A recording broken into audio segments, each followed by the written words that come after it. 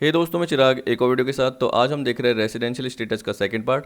पिछली वीडियो में आपने इंडिविजुअल और एचएफ का पार्ट कवर कर लिया था, जिसमें आपने बेसिक कंडीशन भी देख ली थी और एडिशनल कंडीशन भी कवर कर ली थी। अब देखिए इसकी समरी देख लेते हैं 2 मिनट की, जिससे थोड़ा सा आपको पिछली वीडियो का आइडिया हो जाएगा। फिर आज की वीडियो से स्टार्ट करेंगे, जिसमें हम पर्सन में कंपनीज का स्टेटस देख लेंगे और फर्म का, एओपी, बीओआई का और एनी अदर पर्सन का। इसके अलावा टैक्स इंसिडेंस का भी कुछ पार्ट कवर कर लेंगे और बाकी जो पार्ट बचेगा उसको अगली वीडियो में कवर कर लेंगे, ठीक है। तो यहाँ पे आपको पता है कि इंडिविजुअल का जब भी मैंने पार्ट बताया या एचएफ का पार्ट बताया, दो होते हैं टाइप, एक तो रेसिडेंट और एक नॉन रेसिडेंट।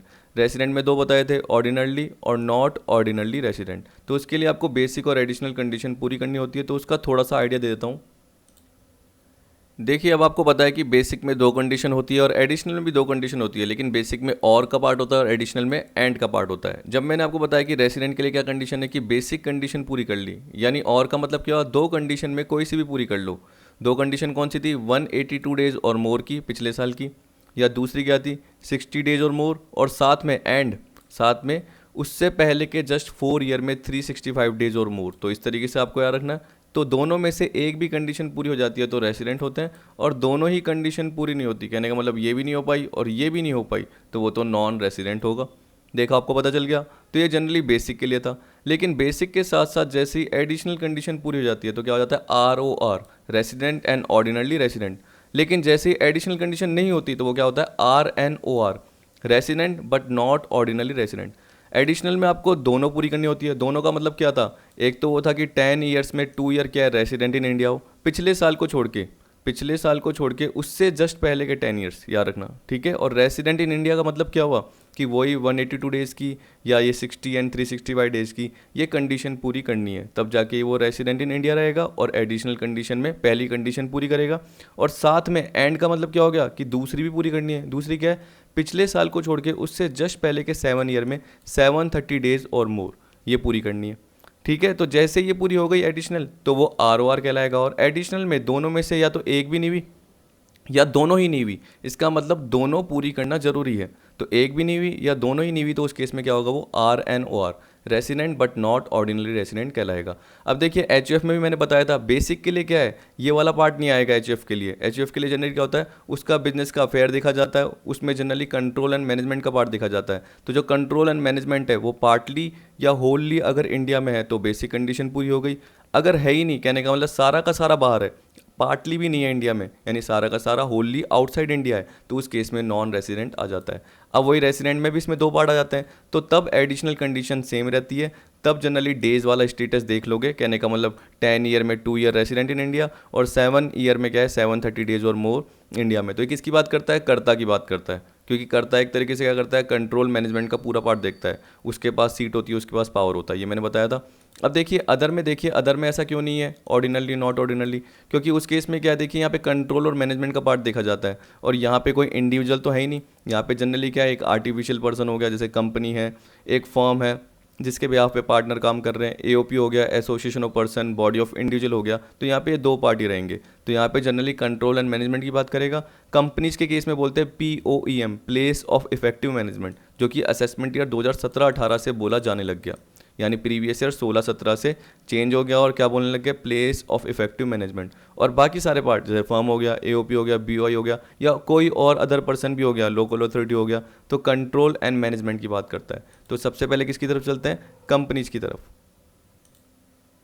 देखिए अब हम कंपनीज के पार्ट पे आ गए हैं, तो इसका सेक्शन दे रखा है 6 सबसेक्शन 3, याद रखना। इंडिविजुअल का होता है 6 सबसेक्शन 1, HF का क्या होता है 6 सबसेक्शन 2, और ये देखिए थर्ड पॉइंट पे तो इसका सबसेक्शन क्या होगा 3। तो ऐसे याद रखिए, इंडिविजुअल, फिर HF, फिर कंपनीज।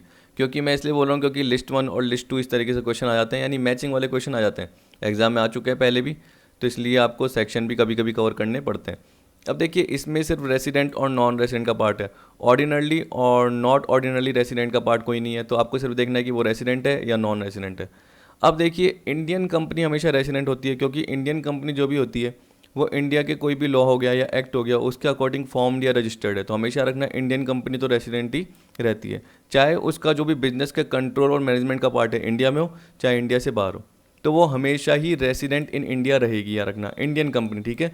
लेकिन फॉरेन कंपनी जो भी होती है वो किस पे डिपेंड करती है कि उसका जो प्लेस ऑफ इफेक्टिव मैनेजमेंट, जिसको हम बोलते हैं POEM, यहाँ पे दे रखा होगा, ये रहा POEM, place of effective management कहाँ पे है। अगर वो पिछले साल इंडिया में है तो वो रेसिडेंट है, अगर इंडिया में नहीं है तो वो नॉन रेसिडेंट है। अब प्लेस ऑफ इफेक्टिव मैनेजमेंट का मतलब क्या होता है कि जो भी की मैनेजमेंट के रिलेटेड डिसीजन हो गए, मैनेजमेंट की जो भी पॉलिसीज़ बनती है, मैनेजरल पॉलिसीज़ हो गई, जो भी कमर्शियल डिसीजन हो गए बिजनेस के, कि हमें क्या करना है, किस तरीके से बैंक से लोन लेना है, या हमें किस तरीके से सप्लायर से गुड्स खरीदना है, कौन कौन से सप्लायर होंगे, कैसे हमें गुड्स बेचने हैं, वो सारे के सारे जो भी डिसीजन होंगे, इफेक्टिव मैनेजमेंट का प्लेस जो भी होगा वो इंडिया में होना चाहिए। तब जाके क्या होगा, रेसिडेंट का पार्ट कहलाओगे। इसका मतलब फॉरेन कंपनी भी रेसिडेंट हो सकती है, उसका रेसिडेंशियल स्टेटस में रेसिडेंट इन इंडिया का पार्ट हो सकता है, अगर उसका place of effective management India में हो। अगर place of effective management India में नहीं है, मान के चलिए कि सारा का सारा काम यूएसए से होता है, बाहर से जो भी डिसीजन मैनेजमेंट के या कमर्शियल डिसीजन, और यहाँ पे आके कंपनी क्या करती है, यानी जो भी उसकी ब्रांच है,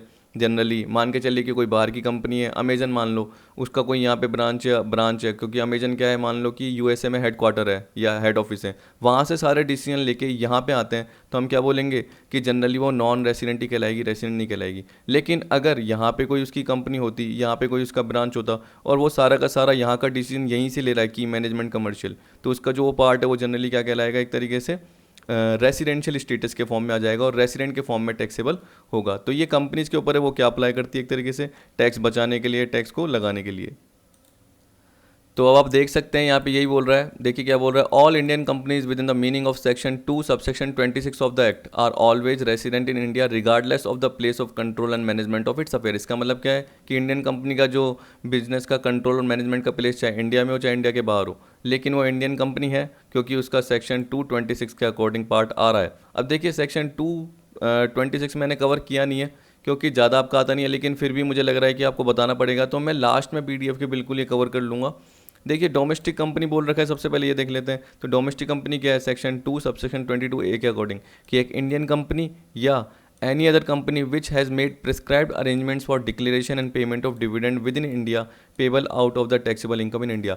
अब देखिए इसके थ्रू तो क्या हो गया कि कोई इंडियन कंपनी, तो अब इंडियन कंपनी यहाँ पे आप देख लोगे, तो इसका मतलब क्या हुआ, इंडियन कंपनी जो मैंने बोला कि पर्टिकुलर इंडिया के किसी लॉ या एक्ट के थ्रू फॉर्म और रजिस्टर्ड हुई है, और जिसका रजिस्टर्ड ऑफिस या प्रिंसिपल ऑफिस इंडिया में हो, इंडिया में होना चाहिए, वो इंडियन कंपनी होती है। यहाँ पे बोल दिया एनी अदर कंपनी, तो फॉरेन कंपनी भी हो सकती है, लेकिन फॉरेन कंपनी जो भी इंडिया में टैक्सेबल इनकम अर्न कर रही है, उनमें शेयर होल्डर को क्या कर रही है, वो अरेंजमेंट कर रही है कि उनको जो भी डिविडेंड देने का पार्ट है वो इंडिया के अंदर ही दिया जाए, पेमेंट और डिक्लेरेशन का पार्ट है, सारा का सारा जो डिसीजन है वो इंडिया के अंदर ही हो। तो फॉरेन कंपनी भी डोमेस्टिक कंपनी हो सकती है। तो कभी एग्जाम में आ गया कि domestic company foreign company can be domestic company, तो आप क्या बोलोगे, हाँ बन सकती है। क्योंकि बन सकती है बोला है ना, तो हम बोलेंगे हाँ बन सकती है अगर ये अरेंजमेंट कर लेती है।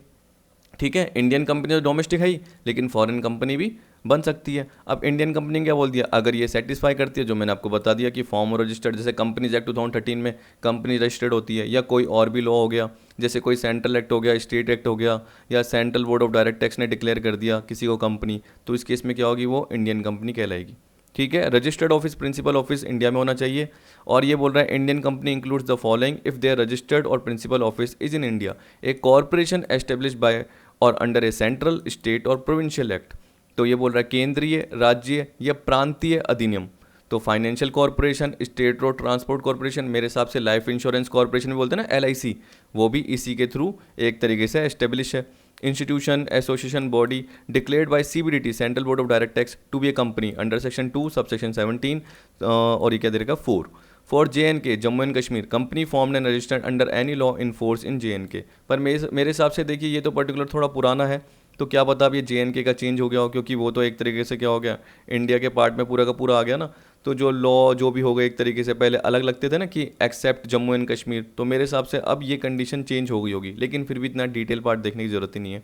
फोर्थ, फॉर यूनियन टेरिटरीज जैसे दादरा एंड नगर हवेली, गोवा, दमन दीव, पौंडीचेरी, तो ये बोल रहा है कि उस टेरिटरी के जो भी लॉ फोर्स में, कानून फोर्स में, उसके थ्रू फॉर्म रजिस्टर्ड हुए, मतलब ये तो इंडिया में ही है ना, सीधी सी बात है, तो ये इंडियन कंपनी। और याद रख लेना मैंने आपको यही बोला है कि फॉरेन कंपनी भी क्या हो सकती है, डोमेस्टिक कंपनी हो सकती है, क्योंकि उसने क्या कर रखा है, जो भी डिविडेंड के डिक्लेरेशन और पेमेंट का अरेंजमेंट इंडिया में ही कर रखा है। जो भी इंडिया से वो टैक्सेबल इनकम अर्न करता है, उसमें जो भी डिविडेंड का पार्ट है वो शेयर होल्डर को इंडिया के अकॉर्डिंग ही दे रहा है, यहीं से अरेंजमेंट कर रहा है, तो उस केस में क्या हो सकती है, वो डोमेस्टिक कंपनी हो सकती है। अब देखिए यहाँ पे बोल रखा है इन केस ऑफ फॉरेन कंपनी, मैंने बता दिया कि चाहे प्लेस ऑफ कंट्रोल मैनेजमेंट की बात कर रहा है तो प्लेस ऑफ इफेक्टिव मैनेजमेंट का पार्ट देखेंगे, इंडिया में है तो रेसिडेंट, इंडिया में नहीं है तो non resident. Accordingly a company shall be set to be resident in India in any previous year if it is an Indian company, अगर वो एक इंडियन कंपनी हो, देखिए रेसिडेंट इन इंडिया की बात कर रहा है, या its place of effective management in that year is in India. तो ये किसके लिए, फॉरेन कंपनी के लिए बोल रखा है, ये तो इंडियन कंपनी है ही,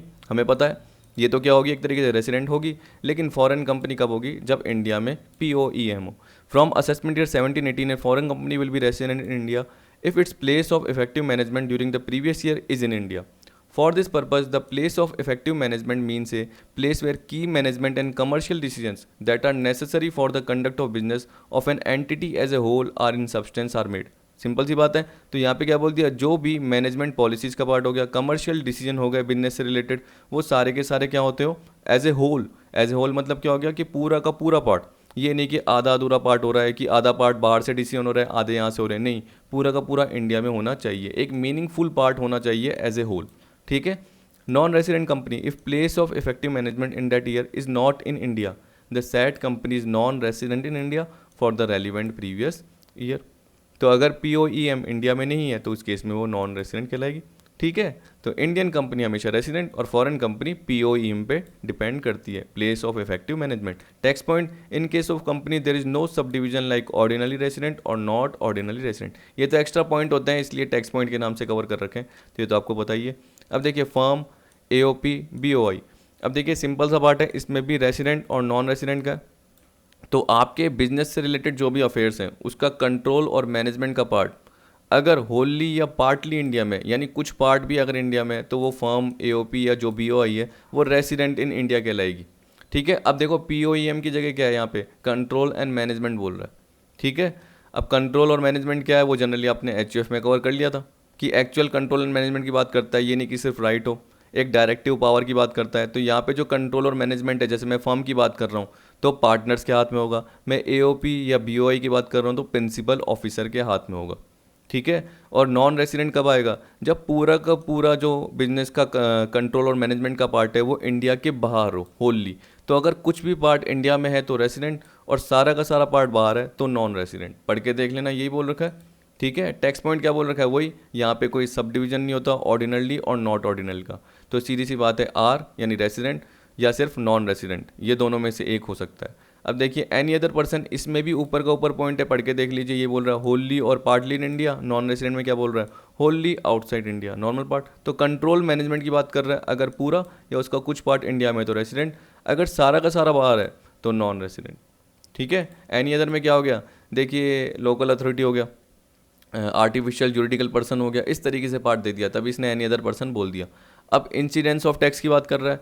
देखिए जब भी हमने स्कोप की बात करी कि टैक्सेबिलिटी का पॉइंट, एक पर्सन, एक SSC, उसकी इनकम पे टैक्स लग रहा है, उसकी टैक्स लाइबिलिटी क्रिएट हो रही है, तो किसके बेसिस पे हो रही है, एक तो रेसिडेंशियल स्टेटस के बेसिस पे, दूसरा क्या हो सकता है कि जो भी वो इनकम अर्न कर रहा है, जो भी इनकम वो कमा रहा है, एक्रू हो रही है या रिसिप्ट हो रही है, डीम टू बी एक्रू बोला जा रहा है, ठीक है, या डीम टू बी रिसीव्ड बोला जा रहा है, उसका प्लेस कौन सा है, तो प्लेस ऑफ एक्रूअल और रिसिप्ट ऑफ इनकम वो भी मेन है, जो कि आगे हम एक चार्ट के थ्रू देख लेंगे, समझ में आ जाएगा। उसका डिटेल पार्ट क्या करेंगे, कुछ दो पार्ट आज देख लेंगे, जैसे एक पार्ट देखेंगे इनकम रिसीव्ड इन इंडिया और एक देखेंगे deem to be received in India.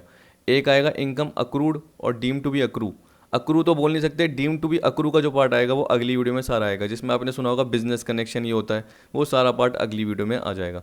लेकिन आज सिंपल पार्ट है। अब देखिए यहाँ पे यही बोल रहा है, the scope of total income of an SSC depends upon the following factors. अब मैंने जानबूझ के दे दिया ताकि आपको थोड़ा समझ में आ जाए। Residential status of the assessee आपको पता ही था पहले ही। तो टैक्सेबिलिटी मतलब टैक्स से रिलेटेड लाइबिलिटी जो भी बनेगी किसी भी पर्टिकुलर एसएससी की इनकम पर, वो इन फैक्टर्स पर डिपेंड करती है कि वो रेसिडेंट है, नॉट ऑर्डिनरली रेसिडेंट है, ऑर्डिनरली है या नॉन रेसिडेंट है। ये तीन पार्ट थे ना, ऑर्डिनरली, नॉट ऑर्डिनरली या नॉन रेसिडेंट, उस पर फिर बोल दिया प्लेस ऑफ एक्रूअल और रिसिप्ट ऑफ इनकम, उस पर भी डिपेंड करेगा, जो कि आज देख लेंगे। इसके अलावा point of time eight which income had accrued और रिसीव्ड बाय द एसएससी और हिज एजेंट, कि पिछले साल रिसीव करी, उससे पहले साल कब रिसीव करी, तो उस हिसाब से क्या होगा, असेसमेंट ईयर का पार्ट एप्लीकेबल हो जाएगा और टैक्सेबल होगा कि जो एसएससी ने या एजेंट ने जो भी इनकम एक्रू या रिसीव हुई है उसका पॉइंट ऑफ टाइम क्या है। अब देखिए फॉलोइंग चार्ट आपको दे रखा है, ये दे रखा है, ठीक, यहाँ पे दे रखा है टैक्स इंसिडेंस। इंसिडेंस का मतलब ही क्या होता है, जनरली हम क्या बोलते हैं कि टैक्स का इम्पोजिशन कैसे होगा।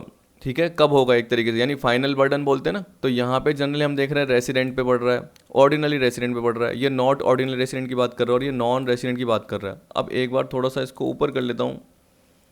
अब ठीक है, वैसे पूरा पॉइंट कवर हो गया, लेकिन नीचे एक हल्का सा पॉइंट और आएगा, वो बाद में देख लेंगे। अब ये देखिए, ये आपको दे रखा है। देखिए अब हमें सिंपल समझना है, नॉर्मल टिपिकल नहीं करना है इस पार्ट को, क्योंकि क्वेश्चन भी कराऊंगा तो आपको समझ में आ जाएगा। देखिए ये आर मैंने लिखा है मतलब रिसीव्ड, डी आर मतलब लिखा है तो डीम टू बी रिसीव्ड, ए मतलब क्या है एक्रूड, और डी ए मतलब डीम टू बी एक्रू। अगर ये इंडिया में हो, इन इंडिया, इनमें से कोई भी पार्ट रिसीव्ड और deem to be received, accrued और डीम टू बी एक्रू अगर इंडिया में है, तो हम क्या बोलेंगे, तीनों पार्ट के लिए टैक्सेबल है। ऑर्डिनरली रेसिडेंट के लिए भी, नॉट ऑर्डिनरली के लिए भी, और नॉन रेसिडेंट के लिए भी। आपको ज़्यादा सोचने की ज़रूरत नहीं है। अब आप बोलोगे कि जनरली सर रिसीव्ड में क्या होगा। देखिए अगर आपको इंडिया में इनकम मिलती है, जो भी पार्ट रिसीव्ड इन इंडिया बोल रहा हूँ मैं, तो आपके पास में एक तरीके से मनी का पावर आ गया, कंट्रोल आ गया, आप आराम से उसको एक्सपेंड कर सकते हो, खर्च कर सकते हो, क्योंकि वो आपके पास है। तो वो सारा का सारा पार्ट क्या होगा, जो भी इनकम मिली वो ऑर्डिनरली के लिए भी, नॉट ऑर्डिनरली के लिए भी और नॉन रेसिडेंट के लिए भी इंडिया में क्या हो जाएगा, टैक्सेबल हो जाएगा। ठीक है, टैक्सेबल टैक्सेबल टैक्सेबल टैक्सेबल। तो यहाँ पे यही बोल रहा है, इनकम अक्रूड और deem to be accrued and received और deem to be received in India. देख सकते हैं। अब देखिए यहाँ बोल रहा है income accrued outside India but received और deem to be received in India. तो जैसे ही मैंने क्या बताया, चाहे रिसीव्ड, चाहे डीम टू बी रिसीव्ड, चाहे अक्रूड, चाहे deem to be accrued, in India आ रहा है, इन इंडिया। अगला देखिए क्या बोल रहा है, इनकम अक्रूड और deem to be accrued in India but received outside India. जैसे देखिए कोई हाउस प्रॉपर्टी की इनकम है आपके इंडिया में, क्या है, कोई हाउस प्रॉपर्टी है उसकी इनकम है, आपने कमाई, लेकिन जो सामने वाला है उसने आपको कहाँ दी, बाहर दी, आउटसाइड इंडिया दी, रिसीव करी। तो आपने कमाई तो यहीं पे ही, तो बोल रहे हैं डीम टू बी अक्रू या अक्रूड। तो आपको पता है कि अक्रूड कहाँ हुई है, इंडिया में। आपको राइट मिल गया, लेकिन आपको रिसीव कब हुआ, कब मिला, इंडिया के बाहर मिला। जैसे आपकी दिल्ली में कोई प्रॉपर्टी है, उसकी इनकम आपने कमाई, लेकिन जो पर्सन है वो बाहर है, आप बाहर गए, उसने बाहर आपको दिया, मतलब आपको कहाँ दिया, अमेरिका में दिया, जापान में दिया। तो रिसीव्ड आउटसाइड इंडिया, आपको जापान में मिला, लेकिन आपका अक्रू तो हो चुका था। तो अक्रू का मतलब क्या होता है, राइट टू रिसीव। क्या होता है, राइट टू रिसीव। आप है ना सैलरीड पर्सन हो, तो आपको पता है कि हर दिन काम करते हो, तो हर दिन की वेजेस आपको पता रहती है कितनी होती है, पर आपको जो अमाउंट मिलता है वो मंथली मिलता है। तो ड्यू कब होता है, बाद में। तो एक्रू का मतलब क्या, राइट टू रिसीव। अगर आपको चलो एक्रू का मतलब पता नहीं है, तो वैसे भी पता है कि जब आपको इंटरेस्ट मिलता है, यानी बैंक में आपको पता है आपका सेविंग अकाउंट है, तो आपको जो इंटरेस्ट मिलता है वो कब मिलता है, मार्च में, जून में, सितंबर में, दिसंबर में, समथिंग ऐसे 3-3 महीने में मिलता है। पहले 6-6 महीने में मिलता था, लेकिन किसी किसी बैंक में 6-6 महीने में मिलता होगा।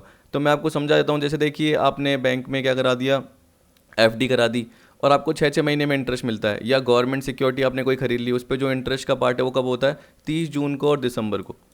और आपका बिजनेस है, आपका जो अकाउंट क्लोज होता है वो कब होता है, 31 मार्च को। तो आपको पता है कि जनवरी, फरवरी, मार्च की, क्योंकि देखो दिसंबर को जैसे आपको इंटरेस्ट मिल गया तो उसको तो आप एंटर कर लोगे। उसके बाद देखिए आपको पता है कि 30 जून को इंटरेस्ट आपको मिलेगा, तो वो ड्यू कब होगा, जून में होगा ड्यू। लेकिन आपको पता है कि जैसे जैसे हर दिन इंटरेस्ट क्या हो रहा है, जमा होता जा रहा है, तो उसका राइट आपको मिलता जाता है, मतलब एक्रू होता जाता है। तो मार्च तक का जो इंटरेस्ट हुआ, क्योंकि जनवरी, फरवरी, मार्च, क्योंकि आपको तो जून में मिलेगा, लेकिन मार्च को बैलेंस शीट बनानी है, तो तब तक आपको एक्रूअल इनकम दिखानी पड़ेगी कि मेरी इनकम अराइज हो चुकी है। तो एक्रूअल का मतलब क्या हो गया, अराइज होना। ठीक है, कि अराइज तो हो गई, लेकिन सामने वाले ने अभी तक दी नहीं है, क्योंकि अभी तक ड्यू पार्ट आया नहीं, ऐसा भी हो सकता है। तो accrue means the right to receive income, due means the right to enforce payment of the accrued income. तो एक्रू का मतलब क्या है, इनकम रिसीव करने का राइट मिल गया। जबकि ड्यू का मतलब क्या है, कि जो भी एक्रूड इनकम थी उसका अब आपको एनफोर्स करने का राइट मिल गया, कि आपको अब पैसे मिलेंगे। तो वही आप हर दिन काम कर रहे हो, लेकिन आपको सैलरी कब मिलेगी, मंथ के एंड में। तो यहाँ पे ये बोल रहा है salary for work done in December will accrue throughout the month, हर दिन हो रही है, डे टू डे। तो ये अक्रू हो गई, अराइज हो गई, but will become due on the salary bill being passed on 31 दिसंबर और 1 जनवरी। जैसे भी आपको सैलरी मिलती है 31 दिसंबर या 1 जनवरी को, वो ड्यू कहलाती है। वैसे ये इंटरेस्ट ऑन गवर्नमेंट सिक्योरिटी का बोल दिया। तो इस तरीके से यहाँ पे आपको बोल रखा है। अब देख लीजिए यहाँ पे क्या बोल रखा है, ये टैक्सेबल होगा, आप चाहे पढ़ के देख लेना, अभी मैं क्वेश्चन कराऊंगा तो थोड़ा और समझ में आ जाएगा। बस याद रखना, received, deem to be received, accrued, deem to be accrued. अब देखिए मैं अभी जो बताऊंगा थोड़ा सा थ्योरेटिकल पार्ट, वो रिसीव्ड का बताऊंगा और डीम टू बी रिसीव का। अक्रू का कोई बताने की जरूरत नहीं है, क्योंकि इनकम अराइज हुई है। तो आपका जो अगले वीडियो में पार्ट आएगा वो डीम टू बी अक्रू का आएगा, क्योंकि वो टिपिकल है और वो ज़्यादा पार्ट है। अक्रू का तो मतलब क्या होता है, अराइज होना। तो मैंने आपको बताया ना, हाउस प्रॉपर्टी की इनकम अराइज हुई, लेकिन आपको रिसीव्ड कब हुई, बाद में रिसीव हुई। कहाँ रिसीव हुई, बाहर रिसीव हुई, लेकिन अक्रू तो इंडिया में हो गई थी। ठीक है, दूसरा क्या हो सकता है कि आपको इंडिया में मिल गई, लेकिन अक्रू क्या हुई, बाहर हुई। जैसे बोला ना, income accrued outside India but received और deem to be received in India. लेकिन इंडिया में रिसीव्ड हुई या डीम टू बी रिसीव हुई। अब डीम टू बी रिसीव के क्या केस हैं वो आपको समझ में आ जाएंगे अभी। जैसे मैं एक केस बता दूं, आपने वो पढ़ा था अनडिस्क्लोज सोर्स की इनकम आपकी, कि कैश क्रेडिट का पार्ट है, अनएक्सप्लेन्ड इन्वेस्टमेंट है, एक्सपेंडिचर है, आपने दिखाया नहीं, तो वो आपकी क्या हो जाती है, इनकम का पार्ट बन जाता है प्रीवियस ईयर का। और उस हिसाब से असेसी क्या करता है, उस पर्टिकुलर असेसमेंट ईयर में आपसे टैक्स ले लेता है 60%। मैंने आपको बताया था, उस पर सरचार्ज का पार्ट बताया था। सरचार्ज क्या होता है, टैक्स ऑन टैक्स, वो किस पे लगता है, टैक्स पे लगता है, याद रखना सरचार्ज। तो 60% जो भी निकला, जैसे आपका है ना 10 लाख का आपने दिखाया नहीं इन्वेस्टमेंट का पार्ट, तो 10 लाख का 60% टैक्स 6 लाख, और 6 लाख पे 25% सरचार्ज, वो आ गया। फिर आपको पता है कि फिर 4% सेस भी लगता है, पेनल्टी भी लगती है। तो वो सारा पार्ट किस में आता है, डीम टू बी रिसीव्ड में आता है, deem to be received in India में आता है। तो देखिए ये तो आपका 3 पार्ट हो गए, थोड़ा सा इसको मैं सही कर लेता हूँ अब, ठीक है। अब देखिए फोर्थ पॉइंट में क्या बोल रखा है, शुरू के 3 पॉइंट तो simple, receive, deem to be received, accrued, deem to be accrued in India, बस ये देखना है आपको। चाहे बाहर रिसीव हो, लेकिन इंडिया में अगर अक्रू हुई या डीम टू बी अक्रू हो तब भी क्या है, टैक्सेबल है सबके लिए, ये आपने देख लिया। अब यहाँ देखिए बोल रहा है income accrued and received outside India, यहाँ पे देखिए बोल रहा है income accrued and received outside India. अब आपको 2 पार्ट देखने हैं, दोनों आउटसाइड इंडिया, लेकिन क्या बोल रहा है, फ्रॉम ए बिजनेस कंट्रोल्ड इन और profession setup in India. Business है कोई भी मैन्युफैक्चरिंग का किसी भी पार्ट का, कंट्रोल्ड इन बोल रहा है, यानी ट्रेडिंग का बिजनेस हो गया, या कोई प्रोफेशन है किसी सर्विस से रिलेटेड, सेटअप। तो देखो कंट्रोल का मतलब क्या हुआ, होली भी हो सकता है और पार्टली भी हो सकता है, क्योंकि यहाँ पे ये नहीं दे रखा कि पूरा का पूरा है या पार्टली है। तो हम क्या बोलेंगे, होली भी कंट्रोल हो सकता है बिजनेस, या पार्टली भी हो सकता है। और प्रोफेशन सेटअप किया हुआ है इंडिया में, इन इंडिया, ठीक है। यहाँ पे भी आउटसाइड इंडिया है, लेकिन यहाँ पे क्या बोलते हो, फ्रॉम ए बिजनेस कंट्रोल और प्रोफेशन सेटअप आउटसाइड इंडिया। अब आप सोचना कि यहाँ आउटसाइड इंडिया है और यहाँ इन इंडिया का पार्ट है, तो ये देखिए टैक्सेबल, टैक्सेबल या नॉट टैक्सेबल। तो नॉन रेसिडेंट के लिए नॉट टैक्सेबल है, क्योंकि जनरली यहाँ पे क्या बोल दिया कि यहाँ पे सेटअप है पार्ट लिए, लेकिन जो अक्रूड एंड रिसीव्ड हुई है वो कब हुई है, आउटसाइड इंडिया हुई है, एक्रूड एंड रिसीव्ड। क्योंकि अगर इन इंडिया होती तो वो ये पार्ट बन जाता, याद रखना। तो यहाँ पे दोनों ही पार्ट एक्रूड एंड रिसीव्ड, तभी तो एंड दे दिया। तो याद रखना अगर एक्रूड भी इंडिया में हो जाती है या रिसीव्ड भी हो जाती है, deem to be accrued, deem to be received, तो फिर तो तीनों के लिए टैक्सेबल है। लेकिन यहाँ आउटसाइड इंडिया बोल दिया। अब जो बिजनेस प्रोफेशन है अगर वो इंडिया में है तो 2 के लिए टैक्सेबल और ये नॉट टैक्सेबल, ये पार्ट आ गया। क्योंकि जनरली जो बिजनेस की बात करते हैं उसमें रेसिडेंट और नॉन रेसिडेंट होता है, ऐसे जनरली बोला जाता है, ठीक है। तो ये टैक्सेबल दे दिया और ये नॉट टैक्सेबल दे दिया। लेकिन देखिए अब क्या बोल रहा है, income accrued and received outside India from a business controlled और प्रोफेशन सेटअप आउटसाइड इंडिया, तो इसके लिए टैक्सेबल और इन दोनों के लिए क्या हो जाएगा, non taxable. Resident but not ordinary resident और नॉन रेसिडेंट क्या हो जाएगा, नॉट टैक्सेबल हो जाएगा, ठीक। अभी बोल रहा है income accrued and received outside India in the previous year, it makes no difference if the same is later remitted to India. अब सोचिए कि ये जनरली बोल रहा है कि जो आपको 2014-15 में मान के चलो कि इनकम रिसीव्ड हो गई थी आउटसाइड इंडिया, या 15-16 में, 16-17 में, कभी भी। अब जो पिछले साल की हम बात कर रहे हैं 2019-20 में, वो जनरली क्या करी, आपने इंडिया में रेमिट की या सामने वाले ने आपको क्या करी, रेमिट करी, आपको रिसीव्ड तो बाहर हो गई थी, ठीक है, आपके बैंक अकाउंट में चले गई बाहर के, लेकिन उसमें क्या आपको रेमिट जो हुई वो क्या हुई, same is later remitted to India, India में रेमिट हुई। तो यहाँ पे देखिए क्या बोल रहा है, taxable, not taxable, not taxable, income accrued and received outside India in the previous year. अच्छा ये प्रीवियस ईयर की बात कर रहा है, it makes no difference if the same is later remitted to India. देखिए मैंने जो आपको एग्जांपल बता दिया ना गलती से, वो ये वाले का है, income accrued and received outside India in any preceding the previous year. इसका मतलब क्या है, पिछले साल को छोड़ के किसी भी साल आपको मिली है, और बोला later on remitted to India in current financial year, मतलब फिर पिछले साल आपको रेमिट की गई है, वो तो सारे केस में टैक्सेबल नहीं है, यही मैं आपको बता रहा था, लेकिन गलती से मैंने ये सोच लिया।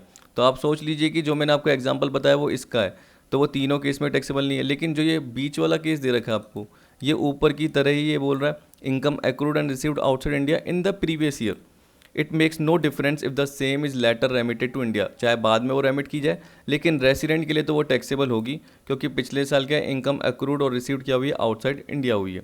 लेकिन वो रेसिडेंशियल पर्सन है, वो रेसिडेंशियल क्राइटेरिया पूरा कर रहा है, रेसिडेंट एंड ऑर्डिनरी रेसिडेंट है, यानी बेसिक कंडीशन भी पूरी कर रहा है और एडिशनल भी पूरी कर रहा है, तो उस केस में क्या है, टैक्सेबल का पार्ट आएगा, और बाकी के लिए नॉट टैक्सेबल का पार्ट आएगा।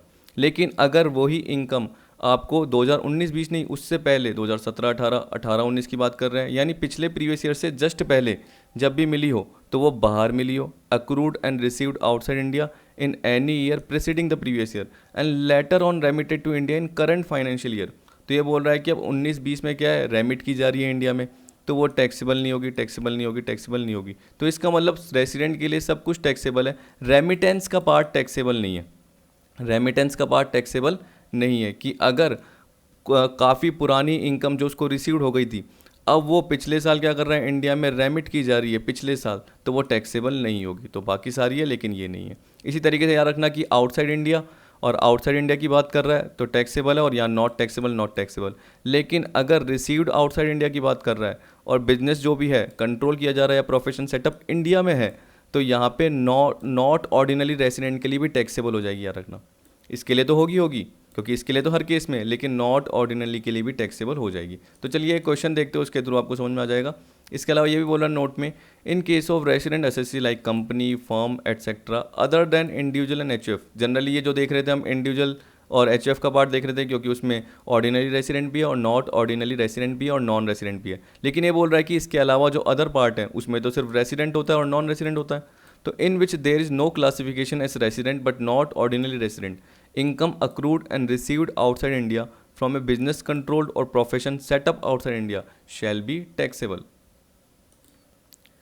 तो देखिए, तो ये तो नॉर्मल पार्ट है, सीधी सी बात है, टैक्सेबल होगा ही होगा, क्योंकि यहाँ पे रेसिडेंट का केस है। अब आप देख सकते हैं कि जब ये पूरा का पूरा रेसिडेंट का पार्ट है, क्योंकि इसमें दो कैटेगरी आ गई। लेकिन अगर कंपनी की फर्म की बात कर रहे हैं तो सिर्फ रेसिडेंट है और नॉन रेसिडेंट है, तो वो तो जनरली टैक्सेबल होगा ही होगा। किसके पॉइंट ऑफ व्यू से? रेसिडेंट के पॉइंट ऑफ व्यू से। तो जनरली ये वाली लाइन बोल रखा था इसके लिए, तो टैक्सेबल होगा ही होगा कंपनीज के लिए, फर्म के लिए, या इंडिविजुअल एचओ को छोड़ के बाकी सारे अदर पार्टीज़ के लिए, अदर पर्सन के लिए। अब इलस्ट्रेशन 9 की बात कर रहा है, Ram provides following details of income, calculate the income which is liable to be tax in India for assessment year 2021 assuming that he is an ordinarily resident, he is not an ordinarily resident, he is a non resident. अब देखिए यहाँ पे case दे रखे हैं, एक एक करके देख लेते हैं। थोड़ा सा इसको मैं जूम कर लेता हूँ।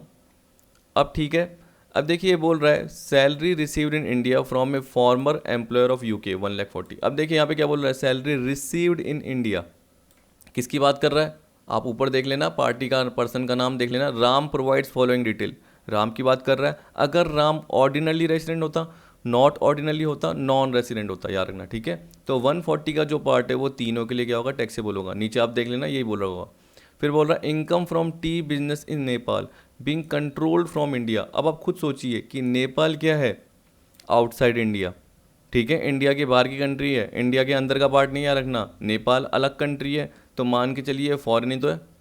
तो इनकम जो भी अक्रूड एंड रिसीव्ड हुई आउटसाइड इंडिया, बट बिजनेस जो भी है वो किससे कंट्रोल हो रहा है? इंडिया से कंट्रोल हो रहा है, इंडिया में से। तो हमने क्या बोला? रेसिडेंट के लिए ROR और RNOR, और आपको बताया एक नॉन रेसिडेंट है, तो मैंने क्या बताया था? टी यानी टैक्सेबल टैक्सेबल, और ये क्या होगा? नॉट टैक्सेबल, याद रखना, यही बताया था। अगर ये बोलता कि कंट्रोल्ड आउटसाइड इंडिया तो सिर्फ ROR में टी होता और इसमें एंटी नॉट टैक्सेबल होता। लेकिन जो हम पार्ट देख रहे हैं ये वाला देख रहे हैं, क्योंकि कंट्रोल क्या है? इंडिया से। तो आप देख लेना 10,000 यहाँ आएगा या नहीं आएगा, ठीक है। और अगर आउटसाइड इंडिया होता, क्योंकि ये तो आउटसाइड इंडिया इनकम है ही, और कंट्रोल जो बिजनेस होता वो भी आउटसाइड इंडिया होता, तो वो सिर्फ रेसिडेंट के लिए टैक्सेबल होता। लेकिन अभी किसके लिए है? रेसिडेंट, ऑर्डिनरी रेसिडेंट के लिए भी है और नॉट ऑर्डिनरी रेसिडेंट के लिए भी है, दोनों के लिए है टैक्सेबल। तो आप देख सकते हैं 10,000 दे रखा होगा। देखिए 140 जो बताया, और 10,000 और नील का पार्ट आपको दे रखा है, ठीक है। इस तरीके से आपको सोचना है। अब देखिए अगला क्या बोल रहा है। अब देखिए इसमें क्या बोल रहा है, interest on company deposit in Canada 1/3 received in India. अब खुद सोचिए, ये बोल रहा है कि आपका कोई कंपनी का डिपॉजिट था कनाडा में, उस पर आपको इंटरेस्ट क्या जमा हो गया? एक्रू हो गया, जिसमें से आपको 1/3 रिसीव हो गया। देखो एक्रू आउटसाइड इंडिया है, कनाडा के बाद, लेकिन आपको जो रिसीव्ड हुआ इंडिया में, मैंने बोला जब भी इंडिया में आ गया क्या है? Received, deem to be received, accrued, deem to be accrued, जैसे आ गया तो तीनों के लिए टैक्सेबल। तो 30 का 1/3 कितना होता है? 10,000। अब आप बोलोगे सर बाकी 2/3 20,000 क्या हुआ? तो आप सोचिए कि 2/3 कहाँ रिसीव होगा? 2/3 कनाडा में ही रिसीव हुआ, तो एक्रू भी कनाडा में हुआ और रिसीव्ड भी क्या हुआ? इंडिया के बाहर हुआ। तो इस केस में क्या है? सिर्फ रेसिडेंट के लिए ही टैक्सेबल होगा। इसका चलो पॉइंट भी बता देता हूँ, यानी 10,000 तीनों के लिए है और 20,000 सिर्फ रेसिडेंट के लिए। देखिए कि हमने क्या बोला कि इनकम जो एक्रू हुई है वो आउटसाइड इंडिया हुई है, बट रिसीव्ड और deem to be received in India, तो तीनों के लिए टैक्सेबल। एक तो ये पॉइंट। फिर आप देखिए कि जो इनकम कनाडा से रिलेटेड कंपनी का डिपॉजिट था उस पर जो इंटरेस्ट मिला वो बाहर हुआ, लेकिन उसका जो है ना पार्ट है ना 1/3 इंडिया में हुआ, तो वो तो मैंने बता दिया 10,000, और बाकी जो 20,000 है वो तो कनाडा में हुआ ना। तो वो देखिए ये रहा, कहाँ गया? ये रहा, income accrued and received outside India in the previous year. तो एक्रूड और रिसीव्ड तो आपको जो रिसीव्ड हुई है एक्रूड भी है और जो रिसीव्ड भी हुई है वो आउटसाइड इंडिया हुई है। तो सिर्फ रेसिडेंट के लिए ही टैक्सेबल होगा, जो 20,000 यहाँ पे आएगा और 10,000 दोनों के तीनों के लिए आएगा, 10 10 10 ये आएगा। ठीक है, इस तरीके से सोचना। तो आप देखिए कितना सिंपल हो गया। अब देखिए मैं आपको बता देता हूँ, देखिए 10,000 10,000 10,000 1/3 और 2/3 क्या आउटसाइड इंडिया, मतलब कनाडा में हुआ है या मान के चलिए कि इंडिया को छोड़ के दूसरी कंट्री में हुआ है, तो रेसिडेंट के लिए टैक्सेबल होगा और बाकी नील नील। तो रेसिडेंट के केस में कब टैक्सेबल नहीं होता, जब रेमिटेंस का पार्ट आता है और वो भी कब, बहुत पहले की इनकम हो। ठीक है, और वो पिछले साल रेमिट की जा रही है, तब जाके वो सिर्फ वो किसके लिए आता है, रेसिडेंट के लिए नहीं आता, और नॉन रेसिडेंट के लिए भी नहीं आता, नॉट ऑर्डिनरी के लिए भी नहीं आता और ऑर्डिनरी के लिए भी नहीं आता, जब भी रेमिटेंस का पार्ट है। लेकिन याद रखना कि जब ये मैंने पार्ट बोला, ये वाला जो पार्ट बोला, ये बोला it makes no difference if the same is later remitted, तो वो तो बात की बात है। अभी हम किसकी बात कर रहे थे, ये प्रीवियस ईयर की बात कर रहे थे। जबकि ये वाला जो पार्ट है उसमें क्या बोल रहा है कि जो इनकम एक्रूड और रिसीव्ड हुई वो कब हुई, पिछले साल को छोड़ के उससे जस्ट पहले के सालों में, मतलब 1920 को छोड़ के उससे जस्ट पहले 18-19 ईयर हो गया, 17-18 हो गया, इस तरीके से बोल रखा है। तो तब हम क्या बोलेंगे, वो अगर पिछले साल रेमिट की जा रही है, रेमिटेंस का पार्ट, तो not taxable not taxable not taxable ऐसे। लेकिन हमने टैक्सेबल क्यों बोला, क्योंकि हम पिछले साल की बात कर रहे थे। हम किसकी बात कर रहे थे, जो भी इनकम अक्रू का और रिसीव्ड का पार्ट है वो पिछले साल का है। ठीक है, रेमिटेंस का पार्ट यहाँ पे नहीं आया अभी तक, अभी आएगा जब बता दूंगा। Profit from a business in Mumbai controlled from UK, सोचिए। अब देखिए अगर इसमें आप फोर्थ और फिफ्थ पॉइंट का सोच रहे हो तो आप गलत सोच रहे हो, क्योंकि वहाँ पे जनरली हम किसकी बात कर रहे थे, जो भी इनकम है वो क्या हुई है, अक्रूड एंड रिसीव्ड क्या हुई है, आउटसाइड इंडिया हुई है। जिसमें जो बिजनेस की बात कर रहा है, कंट्रोल की या प्रोफेशन सेटअप की बात कर रहा है, या तो इंडिया में या आउटसाइड इंडिया में। ठीक है, इन इंडिया है तो दो के लिए टैक्सेबल का पार्ट बताया कि ऑर्डिनरी के लिए और नॉट ऑर्डिनरी के लिए। अगर आउटसाइड इंडिया है तो सिर्फ इसके लिए टैक्सेबल बताया था और बाकी के लिए क्या था, टैक्स फ्री था, नॉट टैक्सेबल था। ठीक है, तो वैसे ही यहाँ पे देखिए बोला प्रॉफिट फ्रॉम ए बिजनेस इन मुंबई, तो आपका मुंबई में बिजनेस है, उसका जो प्रॉफिट हुआ, अब बताओ ये अक्रू हुआ ना इनकम, प्रॉफिट क्या है, इनकम के फॉर्म में ही तो है, बिजनेस का जो प्रॉफिट है वो इनकम, क्योंकि आपको बताया कि वो किसका पार्ट बनता है, इनकम का पार्ट बनता है, उसके हिसाब से क्या होता है, ग्रॉस टोटल इनकम का पार्ट बनता है, उसके हिसाब से क्या होता है, टैक्स कैलकुलेट होता है। अब आप बताइए कि ये रेसिडेंट के लिए यानी ऑर्डिनरी रेसिडेंट के लिए, नॉट ऑर्डिनरी के लिए और नॉन रेसिडेंट के लिए टैक्सेबल है या नहीं है, टैक्सेबल है, क्योंकि ये अक्रू कहाँ हुआ है, इंडिया में हुआ है। मुंबई किसका हिस्सा है, इंडिया का। कंट्रोल फ्रॉम यूके मतलब ही नहीं है, क्योंकि हम किसकी बात करते हैं, जब कंट्रोल देखते हैं हम कब देखते हैं कि जब इनकम जो अराइज हो रही है वो कब हो रही है, आउटसाइड इंडिया अराइज हो रही है। देखिए ये income from property in London, income from property in London, ये सोचना है। उसके बाद देखना है कि जो इसका बिजनेस का सेंटर है वो क्या है। अगर बिजनेस की बात करता है, पहली बात तो ये बिजनेस है ही नहीं। अगर बिजनेस की बात करता है तो देखिए बिजनेस क्या है, जाम्बिया में, तो उसकी इनकम मिल रही है, तो आउटसाइड की बात कर रहा है, जबकि ये तो मुंबई में। तो जैसे ही इंडिया में एक्रू हुआ या इंडिया में रिसीव्ड हुआ, ये एक्रू हुआ है प्रॉफिट, तो हम क्या बोलेंगे, तीनों के लिए टैक्सेबल है। तो 1 लाख किस में आएगा, तीनों में आएगा, चाहे देख लेना। देखिए दिख रहा है 1 लाख, ये रहा। एक एक करके इसलिए बता रहा हूँ क्योंकि देखिए टिपिकल है, आप क्या है कहीं और से पढ़ते हो तो आपको समझ में नहीं आता, क्योंकि जनरली वो आपको थियोरटिकल पार्ट बताया जाता है और ये क्वेश्चन नहीं कवर कराते हैं। लेकिन मैं आपको ये भी कवर करा रहा हूँ जिससे कभी भी एग्जाम में आ जाए तो आपको दिक्कत नहीं होगी। Profit for the year 2002-03 from a business in Tokyo remitted to India. अब देखिए आप सोचिए कि अभी क्या चल रहा है अपना, 2019-20 चल रहा है, असेसमेंट ईयर 2021 है ना, और प्रीवियस ईयर क्या है 1920। और जो प्रॉफिट था वो 2002-03 का बिजनेस का, टोक्यो से रिलेटेड, वो रेमिट किया जा रहा है इंडिया में। तो मैंने बोला रेमिटेंस कभी भी क्या होता है, आपका टैक्सेबल पार्ट नहीं होता। ठीक है, आप मान के चलिए कि आपके भाई ने क्या करा, बाहर से कमाया, और उसने जब भी कमाया तो उसने क्या कर दिया, उसको सेव कर लिया। अब वो क्या कर रहा है, आपके अकाउंट में ट्रांसफ़र कर रहा है, ये थोड़ी आपके अकाउंट की इनकम हो गई, नहीं, क्योंकि वो तो क्या कर रहा है, रेमिट कर रहा है। वो क्या कर रहा है, रेमिट कर रहा है, कमाया तो उसने, वो आपके पास क्या कर रहा है, अकाउंट में रेमिट कर रहा है। हाँ, उस पर जो इंटरेस्ट का पार्ट बनेगा वो आपकी इनकम बनेगा, लेकिन रेमिटेंस कभी भी क्या टैक्सेबल नहीं होता। तो ये 2 लाख का पार्ट जो है वो टैक्सेबल तीनों केस में नहीं होगा, नील है। और ये वाला पॉइंट चाहे तो देख लेना, income accrued and received outside India in any year preceding the previous year and later on remitted in India current financial year, मतलब 1920 में भेजी जा रही है तो टैक्सेबल नहीं होगी। ठीक है, तो ये नॉट टैक्सेबल है, एक बार नीचे देख लेना, चाहे दिखा देता हूँ, देखिए नील नील दे रखा है, 1 लाख के नीचे देख लेना, नील नील नील ये दे रखा है। तो सिंपल पार्ट है। अब देखिए क्या बोल रहा है, income from a property in India but received in USA.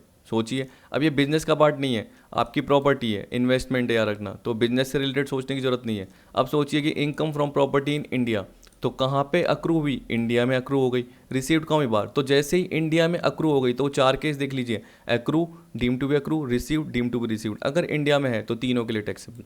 Income from a property in London, London में प्रॉपर्टी अक्रू कहाँ हुई, लंदन में हुई, लेकिन रिसीव्ड कहाँ हुई, दिल्ली में। रिसीव्ड जैसे दिल्ली में आ गया मतलब इंडिया में आ गया, तो received deem to received, accrued deem to be accrued, 150 तीनों के लिए टैक्सेबल, तो 45 भी तीनों के लिए, 150 भी तीनों के लिए। Income from property in London but received in Canada. अब देखिए एक्रू कहाँ पे हुई, लंदन में, लेकिन रिसीव्ड कहाँ हुई, कनाडा में। तो ये कहाँ पे हो गया एक तरीके से आउटसाइड का पार्ट। ये लंदन है और कनाडा दोनों क्या है, इंडिया के बाहर है। तो इस केस में क्या बोल दिया हमने, ये रहा। देखिए प्रॉपर्टी की बात कर रहा है, बिजनेस की बात नहीं कर रहा, याद रखना। तो कहाँ गया, ये रहा, ये रहा। Income accrued and received outside India in the previous year. बाद में कभी भी रेमिट करो उससे फ़र्क नहीं पड़ता, लेकिन उस वक्त के लिए, क्योंकि बाद में जब भी रेमिट करोगे तो वो टैक्सेबल नहीं होगी।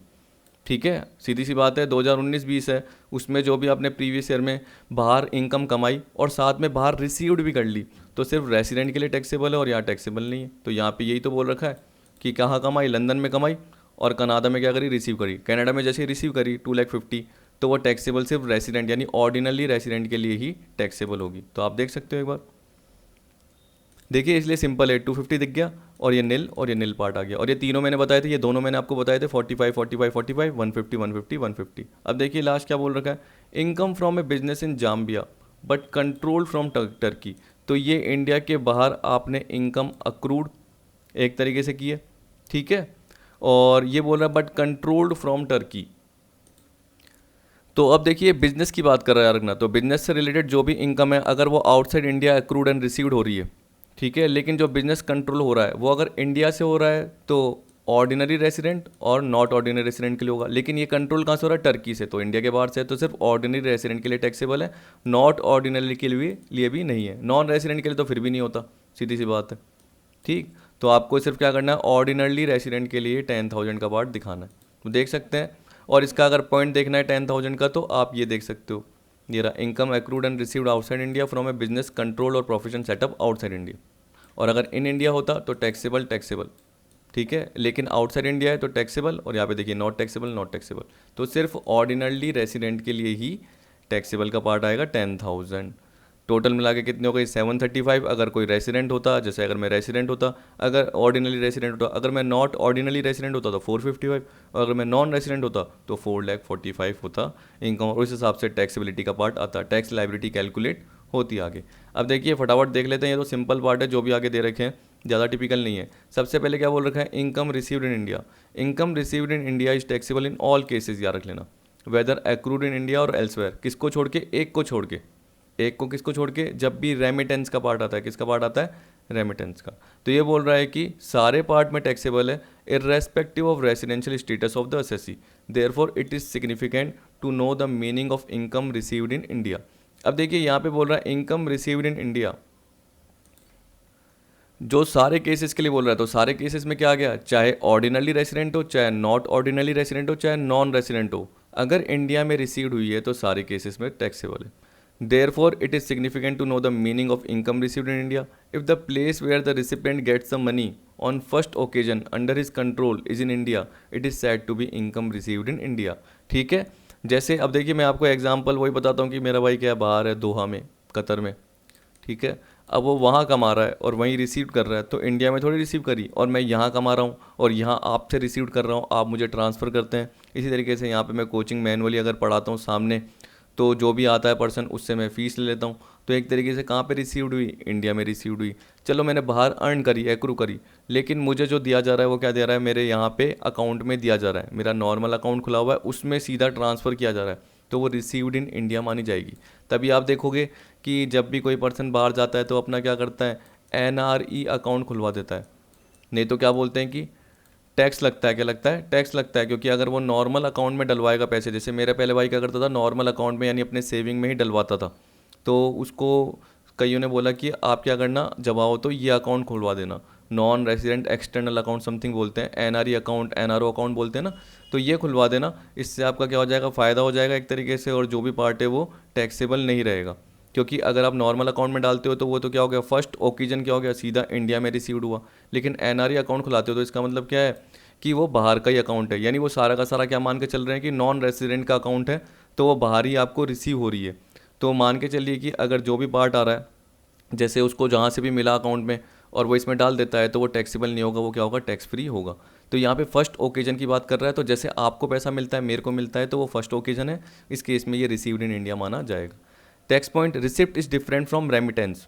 अब देखिए उसके जो अकाउंट में आया वो मेरे को ट्रांसफ़र कर देता है, तो वो रेमिटेंस हुआ ना, तो वो रेमिटेंस कोई मेरे लिए थोड़ी इनकम होगा, वो तो मेरे भाई के लिए था, और मेरे भाई के लिए वो क्या हो जाएगा, नॉन टैक्सेबल, क्योंकि वो नॉन रेसिडेंट है। नॉन रेसिडेंट क्यों है, क्योंकि वो 182 दिन या उससे ज़्यादा एक तरीके से क्या है, 182 दिन या उससे ज़्यादा हम क्या बोल सकते हैं, 182 दिन या उससे कम इंडिया में रहा है, ज़्यादा इंडिया में नहीं रहा, सीधी सी बात है। या अगर एम्प्लॉयमेंट के पर्पज़ के लिए गया है तो तब 60 डेज़ और मोर की जगह 182 डेज़ का पार्ट आ जाता है। तो आप सोचिए कि 182 डेज़ और मोर वो इंडिया में रहा ही नहीं, वो बाहर ही रहा है, तो उस केस में क्या हुआ, वो नॉन रेसिडेंट ही कहलाएगा। The receipt of income refers to the first occasion when the recipient gets the money under his control. क्या बोल रहा है, the receipt of income refers to first occasion when the recipient gets the money under his control. Once the amount is received as income at any place outside India, any subsequent remittance or transmission of the amount to India does not result to receipt in India। तो वही मैंने बताया कि मेरे भाई को बाहर मिल गई जैसे ही, और उसने मुझे ट्रांसफ़र करी, रेमिट की पिछले साल, तो वो कोई भी टैक्सेबिलिटी का पार्ट नहीं आएगा। कह रहा है ना, does not result to receipt in India, वो इंडिया में रिसिप्ट का पार्ट नहीं माना जाएगा और कोई टैक्सेबिलिटी का पार्ट नहीं रहेगा। तो इंडिया में रिसिप्ट हो तब जाके वो टैक्सेबिलिटी का पार्ट है, रेमिटेंस नहीं होता। मिस्टर एक्स एक नॉन रेसिडेंट है, receive dividend from an Italian company in Japan. अब देखिए एक इटालियन कंपनी उसे जापान में रिसीव कर रहा है 15 दिसंबर 19 को। On 17 December 19 he remitted such income in India. अब उसने क्या करा, अपने घर वालों को भेज दी, घर वालों में अपने भाई के अकाउंट में डाल दिया मान के चलिए मिस्टर एक्स ने, लेकिन वो तो है नॉन रेसिडेंट, उसको रिसीव्ड कहाँ हुआ, जापान में हुआ, बाहर। तो इसका मतलब क्या हुआ, एक्रू और रिसीव्ड बाहर हुआ है, वो तो सिर्फ रेमिट कर रहा है, तो इस केस में क्या हो गया, वो टैक्सेबल नहीं होगा। Such income shall not be taxable in India as income has neither received in India nor accrue. तो तभी मैंने बताया कि अक्रू होनी चाहिए या रिसीव्ड होनी चाहिए, या डीम टू बी अक्रू या डीम टू बी रिसीव्ड होनी चाहिए, ठीक है। तो जनरली वो क्या कहलाती है, अगर ये चारों होता है तो वो इंडियन इनकम कहलाती है, और जनरली जो है मिल रही है ना बाहर, और बाहर ही एक तरीके से एक्रू हो रही है, बाहर ही रिसीव्ड हो रही है, इसे बोलते हैं फॉरेन इनकम। क्या बोलते हैं, फॉरेन, ऐसे बोल देते हैं। इसके अलावा देखिए ये बोल रहा है salary accrue to a non resident seafarer. Seafarer क्या होता है, जो शिप चलाता है, नाविक बोलते हैं ना हिंदी में, क्या बोलते हैं, नाविक, और नॉर्मल लैंग्वेज में बोलते हैं सेलर। तो आपको पता है कि जो नाव चलाता है, एक तरीके से जो शिप चला रहा है, जहाज़ चला रहा है, उसको जो भी सैलरी अक्रू हुई है, किसकी बात कर रहा है, नॉन रेसिडेंट की, for service rendered outside India on a foreign going ship with Indian flag और फॉरेन फ्लैग। तो इसका मतलब क्या हुआ, इंडिया से कोई जहाज जा रहा है और बाहर जा रहा है, इसका मतलब वो पर्सन क्या कर रहा है, एक तरीके से एम्प्लॉयमेंट के पर्पज़ के लिए। मैंने बताया कि इंडियन क्रू के शिप के मेंबर के फॉर्म में भी जा रहा है, तो आपको पता है कि 60 डेज़ की जगह क्या लगते हैं, 182 डेज़ का पार्ट आ जाता है, कि 182 डेज़ और मोर अगर इंडिया में है तो बेसिक कंडीशन पूरी हो रही है, तो वो रेसिडेंट का पार्ट है। चाहे वो ऑर्डिनरी नहीं बन रहा, लेकिन नॉट ऑर्डिनरी तो बन सकता है, ठीक है। लेकिन आपको पता है कि वो इंडिया में है ही नहीं, वो 182 डेज़ और मोर तो इंडिया में है ही नहीं, वो तो क्या है, बाहर है एक तरीके से, तो वो तो नॉन रेसिडेंट हो गया। जैसे ही वो नॉन रेसिडेंट हो गया तो ये बोल रहा है shall not be included in the total income merely because the said salary has been credited in the NRE account maintain with an Indian bank by the seafarer. तो जैसे मैंने अपने भाई का बताया कि मेरे भाई का एसबीआई अकाउंट में क्या है, एनआरई अकाउंट है, एसबीआई बैंक में क्या है, एनआरई अकाउंट है, तो वो बाहर काम कर रहा है, इंडियन बैंक में उसका क्या है, अकाउंट मेंटेन है एनआरई, उसको जो भी सैलरी मिल रही है तो वो क्या कहलाएगी, टैक्सेबल नहीं कहलाएगी। तो वैसे ही सी फेरर की भी सैलरी टैक्सेबल नहीं कहलाएगी, चाहे उसको अक्रूड क्या हुई है, बाहर हुई है, और उसके चाहे अकाउंट में मिली हो जो कि इंडियन बैंक के थ्रू मेंटेन है। लेकिन जो एनआरई अकाउंट होता है वो बाहर के लिए ही होता है एक तरीके से। यानी देखिए इसको सिंपल ऐसे कर सकते हैं, आप खुद का सोचिए, आप बाहर गए कहीं पे भी, जैसे अमेरिका गए, जापान गए, ठीक है, या दोहा कतर, जैसे मैंने बोला दुबई गए, तो आप बाहर गए, आपने वहाँ पे अर्न करा वहाँ की कंपनी के थ्रू, क्योंकि वहाँ की कंपनी थी, आपने वहाँ अर्न किया, वहाँ पे जैसे अर्न करा आपने यहाँ पे एनआरई अकाउंट खुलवा दिया था, अपना जो भी आपका सेविंग अकाउंट था उसको आपने एनआरई में कन्वर्ट कर सकते हो, तो आपने एनआरई में कन्वर्ट कर दिया। अब जो भी आपका एनआरई अकाउंट में पैसा आएगा, क्योंकि आप वहीं बाहर ही कमा रहे हो तो बाहर ही अक्रू हुई है, और आप नॉन रेसिडेंट कहला रहे हो क्योंकि आप 182 डेज या उससे ज़्यादा इंडिया में रहे नहीं हो, आप बाहर ही रह रहे हो, तो आप नॉन रेसिडेंट कहला रहे हो क्योंकि आप एम्प्लॉयमेंट के पर्पज़ के लिए गए हो।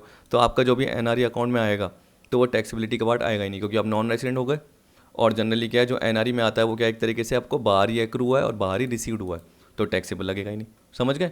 अब देखिए income deem to be received का है, ओनली 5 से 6 मिनट का पार्ट है, क्योंकि देखिए डीम टू बी रिसीव्ड बोल रखा है, तो आपको देखो मिला नहीं है रियल में, लेकिन वो एक तरीके से आपको मिल जाएगा ये बोल रहा है, या सर्क्यूमस्टेंसेस के बेसिस पे, जैसे मैंने बताया अनडिस्क्लोज सोर्स है।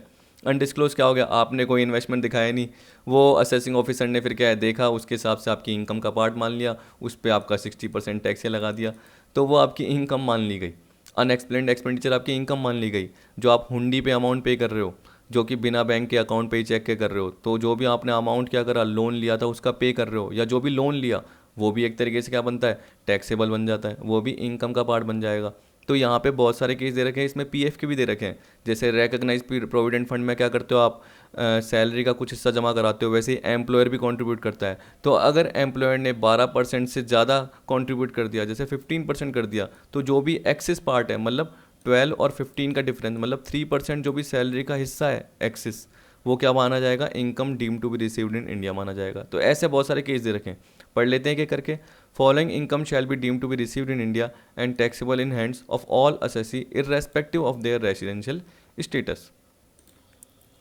देखिए यहाँ पे क्या बोल रहा है, the annual accretion in the previous year to the balance at the credit of an employee participating in recognised provident fund to the extent provided in rule 6 of part A of 4th schedule, that is. अब देखिए annual accretion हो रहा है किसके balance में, employ का credit balance. अब सीधी सी बात है, देखिए एम्प्लॉय के जॉब करता है तो उसका पीएफ जैसे रिकग्नाइज प्रोविडेंट फंड हो गया, या चाहे अनरिकग्नाइज हो गया, वो ट्रांसफ़र हो गया रिकग्नाइज में, उसका पार्ट भी आ जाता है। तो ये बोल रहा है कि प्रोविडेंट फंड में अगर रिकग्नाइज प्रोविडेंट फंड की बात कर रहे हैं और एम्प्लॉय के क्रेडिट बैलेंस की बात कर रहे हैं, मतलब उसके पीएफ में पैसा जमा होता रहता है।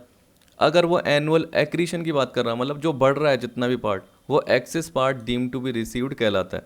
ठीक है, तो ये यही बात कर रहा है कि at the credit of an employee participating in recognise provident fund to the extent provided in rule 6 of part A of the 4th schedule. To the extent मतलब क्या हो गया, देखिए नीचे बोल रखा है, पहला बोल रखा है employer's contribution to the recognise provident fund in excess of 12% of salary, मतलब सैलरी के 12% तक रिकग्नाइज प्रोविडेंट फंड में जा रहा है, लेकिन उससे ज़्यादा जा रहा है। कहने का मतलब मैंने एग्जाम्पल में क्या बताया था आपको, 15% ऑफ सैलरी एम्प्लॉयर कॉन्ट्रीब्यूट कर रहा है, सैलरी का 15% पीएफ में कॉन्ट्रीब्यूट कर रहा है एम्प्लॉय के, तो उतना ही एक तरीके से क्या होगा, एम्प्लॉय को भी करना पड़ेगा।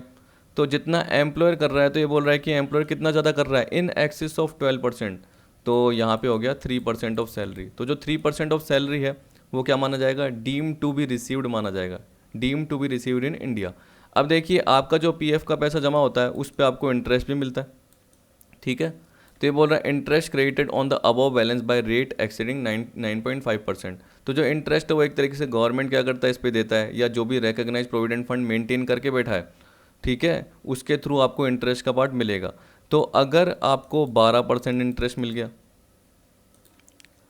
तो जो वो 2.5% आपका जो इंटरेस्ट एक्स्ट्रा है पीएफ पे जो भी इंटरेस्ट एक्स्ट्रा का पार्ट है, वो भी क्या बन जाएगा, एक तरीके से आपका डीम टू बी रिसीव्ड बन जाएगा, income deem to be received बन जाएगा। The transferred balance in recognise provident fund to the extent liable to income tax. ये जनरली बोल रहा है कि अनरिकग्नाइज प्रोविडेंट फंड था, उसको आपने ट्रांसफ़र कर दिया किसमें, रिकग्नाइज प्रोविडेंट फंड में। ठीक है, यूआरपीएफ था, क्या था, यूआरपीएफ अनरिकग्नाइज प्रोविडेंट फंड, उसको आपने क्या कर दिया, उसके बैलेंस जो भी बचा उसको आपने रिकग्नाइज प्रोविडेंट फंड में ट्रांसफर कर दिया to the extent liable to income tax, तो उस केस में वो डीम टू बी रिसीव माना जाएगा। The contribution made by employer in the previous year to the account of an employee under a pension scheme under section 80 CCD, ये बोल रहा है। अब देखिए जब 80 CCD का पार्ट आएगा तब देखेंगे, पर अभी तो क्या बोल रखा है, नॉर्मल यानी डिडक्शन के पार्ट आएंगे, लेकिन अभी तो क्या बोल रखा है, एम्प्लॉयर ने पिछले साल एम्प्लॉय के अकाउंट में क्या करा, कॉन्ट्रीब्यूशन किया, कौन सा अकाउंट में, जो कि पेंशन स्कीम के अकॉर्डिंग मेंटेन किया हुआ है। ठीक है, तो ये जनरली जो पार्ट है ये एक्सिस का है, तो जैसे 14% हो गया तो 2% एक्स्ट्रा हो गया, तो वो 2% इनकम का पार्ट माना जाएगा। 16% हो गया तो 12% से ज़्यादा 16% कितना हो गया, 4%, वो इनकम का पार्ट होगा। लेकिन यहाँ पे पूरा का पूरा कॉन्ट्रीब्यूशन की बात कर रहा है, the contribution made by employer in the previous year to the account of an employee under a pension scheme, तो पार्ट हो गया। TDS ये भी जनरली क्या हो गया, एक तरीके से बोल रहा है ये इसका पार्ट भी डीम टू बी रिसीव माना जाएगा। Deemed profit, income from undisclose source, ये सारा पार्ट आपका किसका माना जाएगा, deem to be received in India. तो एक बार ये जरूर देख लेना ऐसे ही ऊपर ऊपर, जिससे क्या होगा कि एग्जाम में काम आ जाएंगे, क्या पता आ जाए। अब देखिए इनकम डीम टू अक्रू और अराइज इन इंडिया, इसमें आपका कनेक्शन की बात करेगा, इनकम फ्रॉम कनेक्शन, फिर उसमें बिजनेस कनेक्शन की बात करेगा। बिजनेस कनेक्शन के क्या आएंगे, आपके पॉइंट आएंगे, उसके एक्सेप्शन के पॉइंट आपके आ जाएंगे कि जनरली उसमें एक्सेप्शन क्या क्या बिजनेस एक्टिविटी इंक्लूड होती है और क्या इसके एक्सेप्शन का पार्ट आपका होता है। इस तरीके से थोड़ा डिटेल पार्ट है, अब बता इसलिए रहा हूँ क्योंकि क्या पता एग्जाम में आ जाए, नहीं तो मैं तो ऊपर के पॉइंट ही पढ़ा सकता था और पढ़ा के क्या होता है मेरा 2 मिनट में पार्ट खत्म हो जाता। लेकिन मुझे लग रहा है कि इसमें से आ भी सकता है, इसलिए मुझे करवाना पड़ रहा है, क्योंकि मैंने पास्ट ईयर के बहुत सारे क्वेश्चन देखे हैं तो उसमें कुछ भी पूछ लेता है बीच बीच में से। तो मुझे तो क्या करना पड़ेगा, पर्टिकुलर हर पॉइंट को कवर कराना पड़ेगा, इसलिए मैं ज़्यादातर जितने भी पॉइंट है आपके कवर करवा रहा हूँ। और हाँ, कुछ चीज़ पिछली भी बता देता हूँ मैं, 1 मिनट रुकिए। तो देखिए, मेरे को कुछ पार्ट और बताना था कि आप कंफ्यूज ना हो। जब मैंने प्रीवियस ईयर का आपका पार्ट बताया था और असेसमेंट ईयर का पार्ट बताया था, चाहे आप देख लेना, ये मैंने बताया था आपको कि ये फाइनेंशियल ईयर प्रीवियस ईयर है, और इससे पहले मैंने असेसमेंट ईयर बताया था। नॉर्मल सा पार्ट है आपका, असेसमेंट ईयर 2021 है जो अभी आप पढ़ रहे हो, और प्रीवियस ईयर 1920 है। तो आपको पता है कि असेस का मतलब क्या है कि इनकम टैक्स को एक तरीके से, यानी इनकम पे जो भी टैक्स का पार्ट है उसको आप असेस कर रहे हो, कैलकुलेट कर रहे हो कि कितना निकलेगा, और इनकम क्या है, प्रीवियस ईयर की है। लेकिन उसमें एक्सेप्शन क्या था कि प्रीवियस ईयर में ही असेसिंग ऑफिसर क्या करेगा, एक तरीके से असेस कर लेगा। ठीक है, इसका मतलब क्या हो गया कि प्रीवियस ईयर यानी इनकम भी प्रीवियस ईयर की, और असेसमेंट भी जो हो रहा है वो क्या हो रहा है, प्रीवियस में ईयर में ही हो रहा है, अगले ईयर में नहीं हो रहा। ठीक है, तो ये क्या बोल रहा है, in the following cases income of the previous year is assessed in the same year in order to ensure smooth collection of income tax from the taxpayer, कि क्या पता बग न जाए। ठीक, तो ये जो 4 पॉइंट आपको बताए थे शुरू के, इसमें तो क्या होगा, प्रीवियस ईयर में ही होगा, income of A non resident assessee from shipping business. फिर इसी तरीके से income of a person who is living India either permanently और फॉर ए लॉन्ग पीरियड। इसी तरीके से बॉडीज़ की बात की थी, एओपी बीओआई की बात की थी, जनरली जो शॉर्ट ड्यूरेशन के लिए किसी पर्टिकुलर इवेंट या पर्पज़ के लिए फॉर्म हुई है, जैसे ही वो ख़त्म तो उसी साल उनसे टैक्स ले लिया जाएगा। ठीक है, जिस साल वो ख़त्म हुई।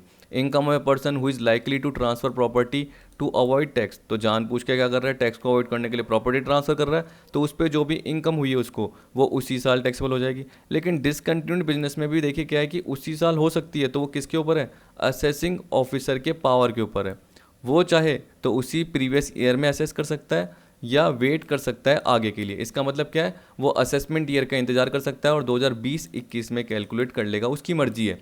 या चाहे तो वो 2019-20 की इनकम है और 2019-20 में ही कैलकुलेट कर सकता है, या आगे आने वाले असेसमेंट ईयर के लिए भी रोक के रख सकता है। तो वो किसके ऊपर है, इस वाले पर्टिकुलर पार्ट में, सारे पार्ट में नहीं याद रखना। तो ये जो डिस्क्रिशनरी पावर है वो सिर्फ डिसकंटिन्यूड बिजनेस में होता है, क्योंकि एग्जाम में आ चुका है, इसलिए मैं आपको कन्फ्यूज होने से बता रहा हूँ।